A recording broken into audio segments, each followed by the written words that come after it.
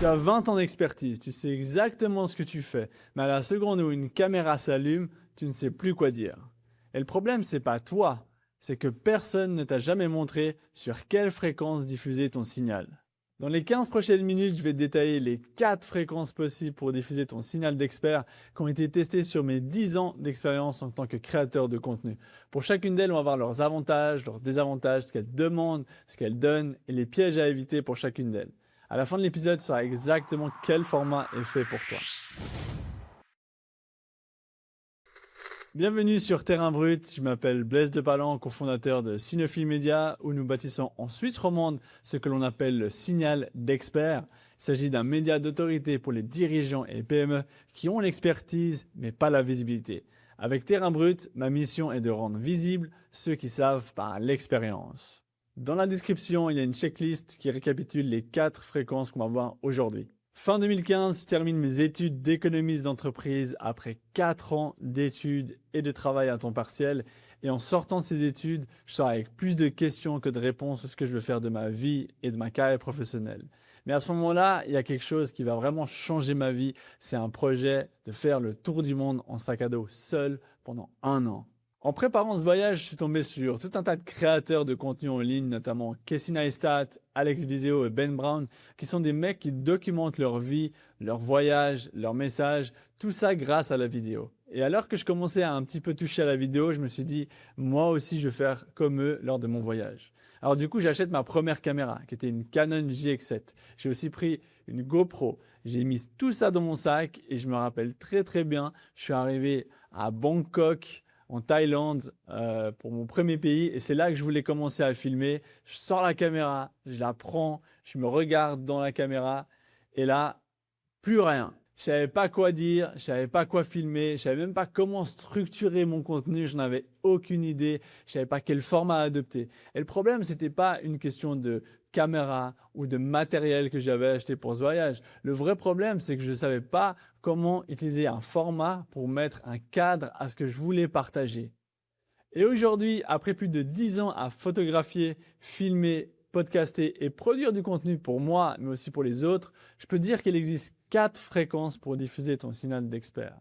Et selon ton profil, ton temps, ta disponibilité et ton niveau d'aisance face caméra, il y a une de ces 4 fréquences qui est faite pour toi.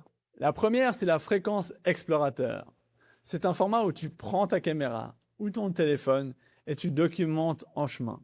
En fait, ton expertise, elle t'accompagne directement sur le terrain, dans le mouvement, dans l'action. Et c'est ça, la fréquence explorateur. Et ça, c'est le tout premier format que j'ai utilisé. Lorsque je suis parti en tour du monde en 2016, je cherchais simplement à documenter mon voyage tout en développant ma créativité.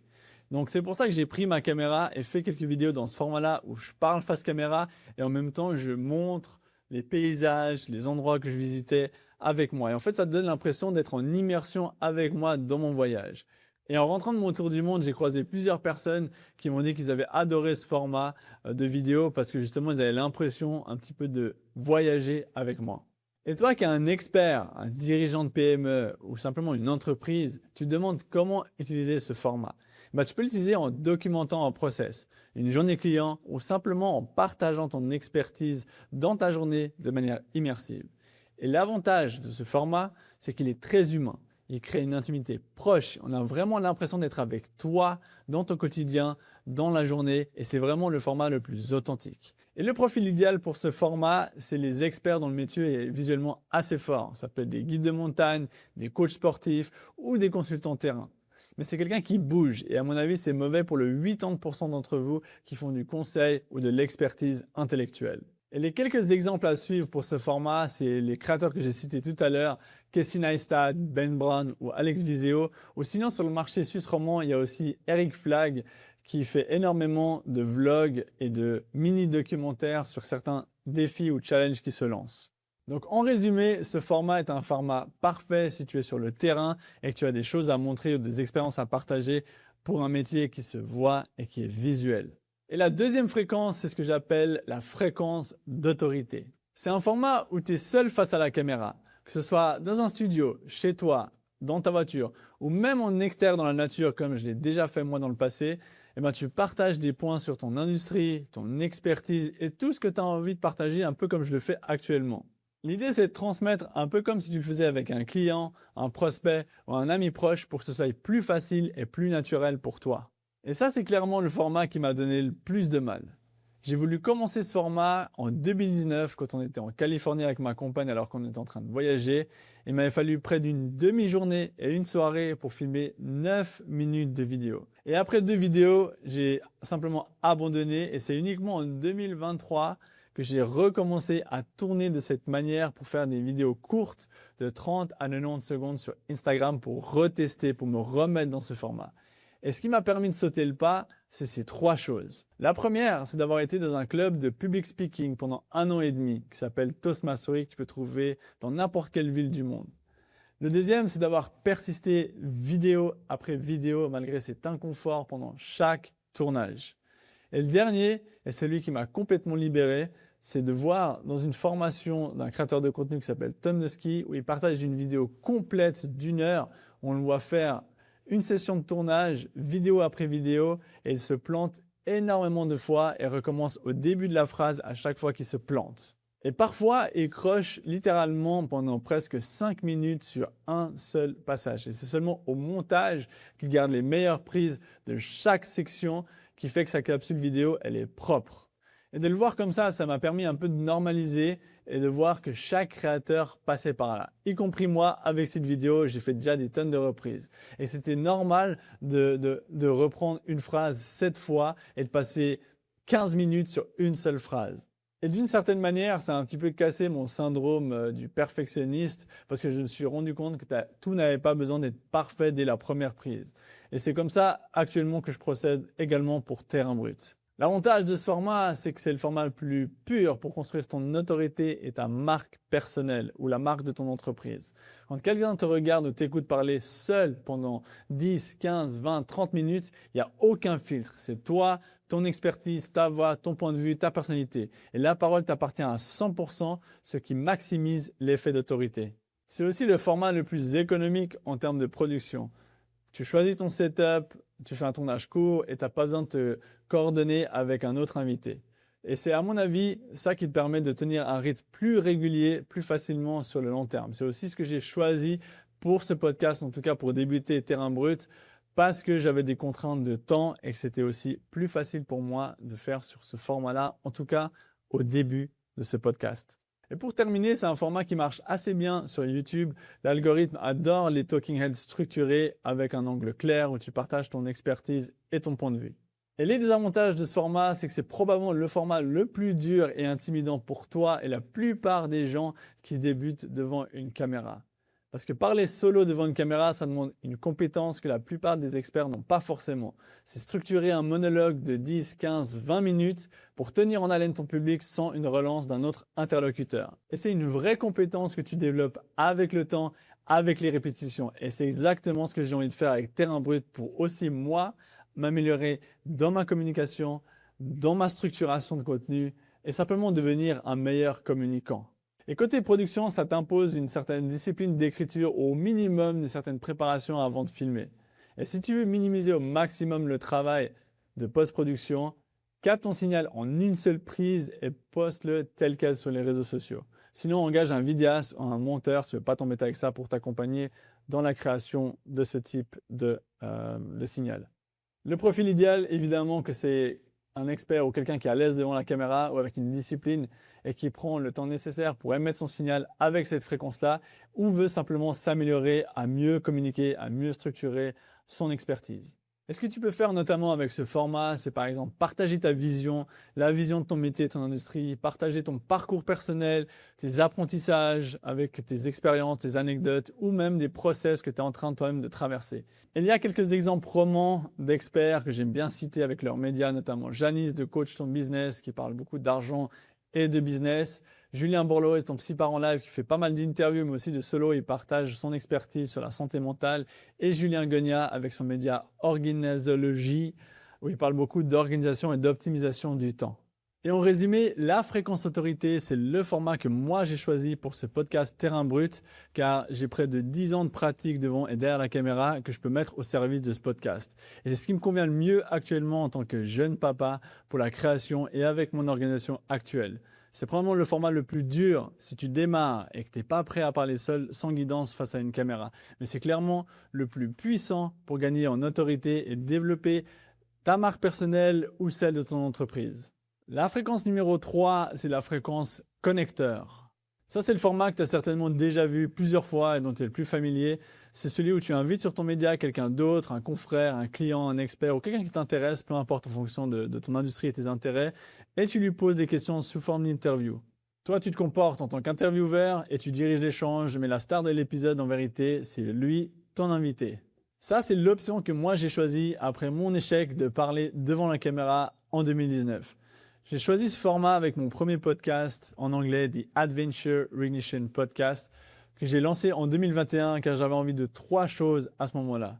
La première, c'était de créer du contenu où j'avais pas la pression d'être face à la caméra et d'amener tout le contenu moi-même. La deuxième, c'était d'avoir des conversations avec des gens inspirants que j'aurais sans doute jamais discuté ou eu des conversations si j'avais pas eu mon podcast. Et la troisième, c'est de continuer d'apprendre et d'explorer cette notion d'aventure personnelle et de quête de sens à travers mon podcast. Et après plus de 75 épisodes, c'est l'un de mes formats préférés et ça m'a permis de devenir un meilleur créateur, un meilleur intervieweur et surtout d'écouter le parcours et l'expertise de personnes vraiment formidables. Mais pour ce format, il y a une différence super importante à noter.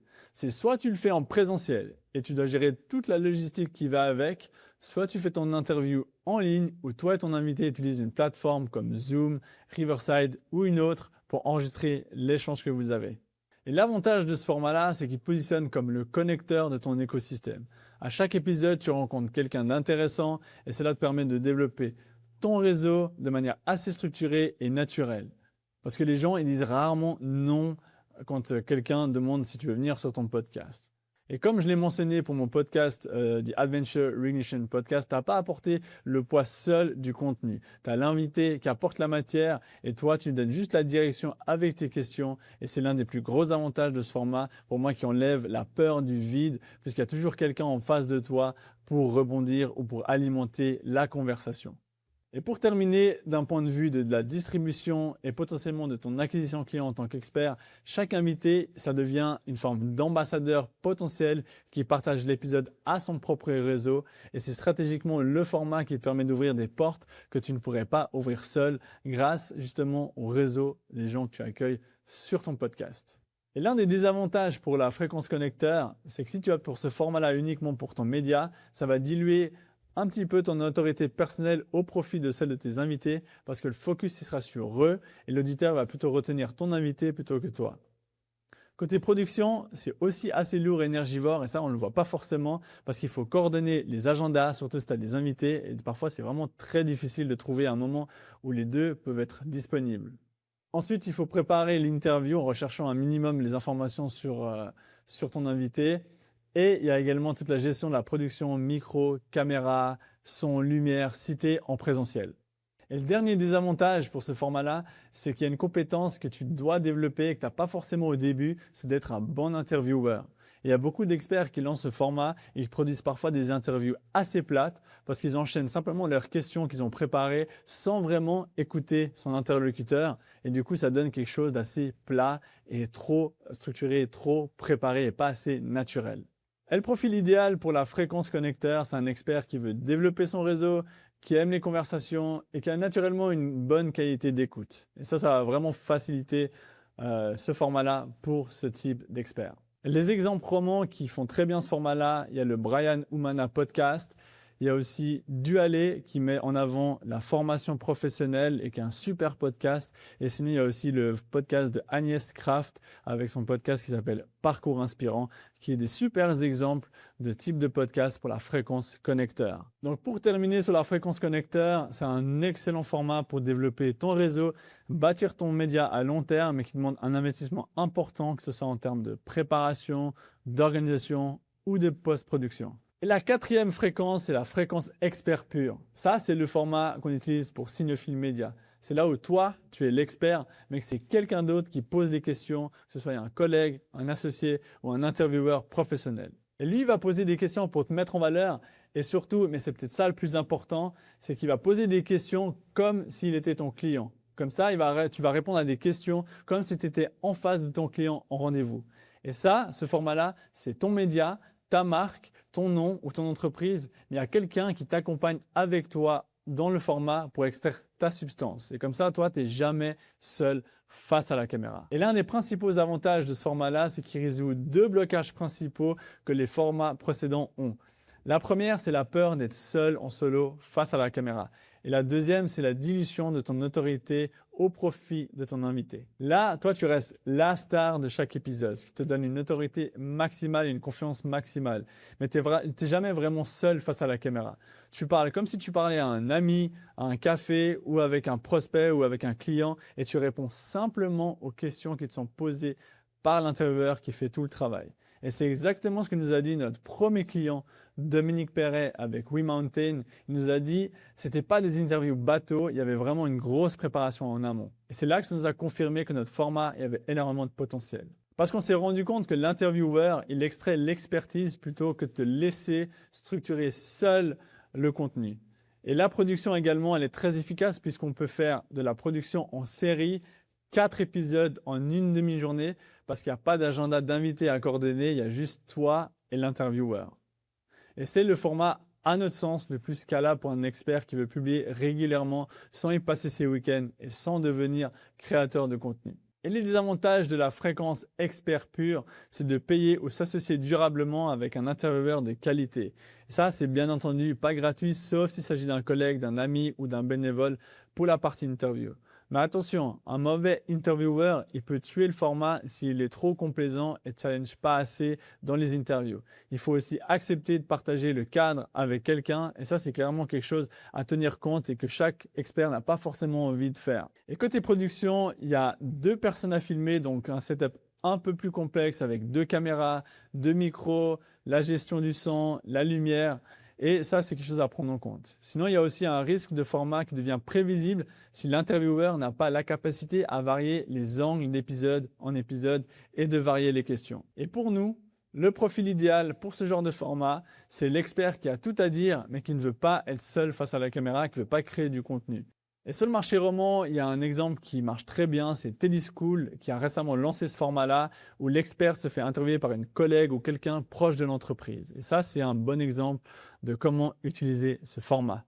Et pour terminer, la fréquence expert pur, c'est objectivement le meilleur format pour 80% des experts ou des PME qui ne veulent pas être seuls face à la caméra ou devenir créateurs de contenu.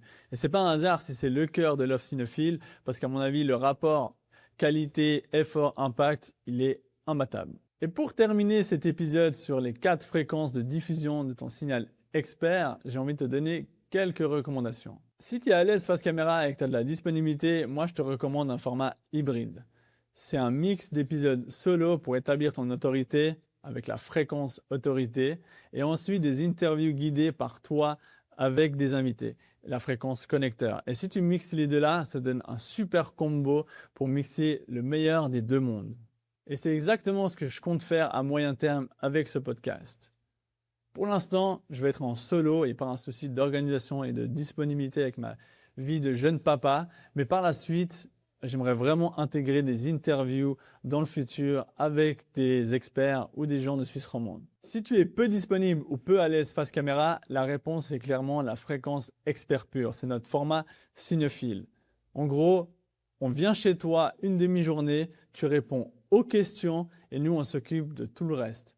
Notre objectif avec ce format, c'est que ton expertise, elle sorte, que ton signal soit émis et que tu n'aies pas besoin de devenir un créateur de contenu. Voilà, c'est la fin de cet épisode de Terrain Brut. Pour t'aider à identifier ta fréquence, j'ai créé une checklist complète avec un tableau comparatif des 4 formats et le lien est disponible directement dans la description du podcast ou de la vidéo. Et si tu as envie d'en parler directement de vive voix avec moi, envoie-moi Pod Brut sur LinkedIn ou Instagram et je serai ravi de découvrir votre projet média ensemble directement. Voilà, c'est la fin de cet épisode de Terrain Brut. À la prochaine sur ce podcast. Allez, ciao!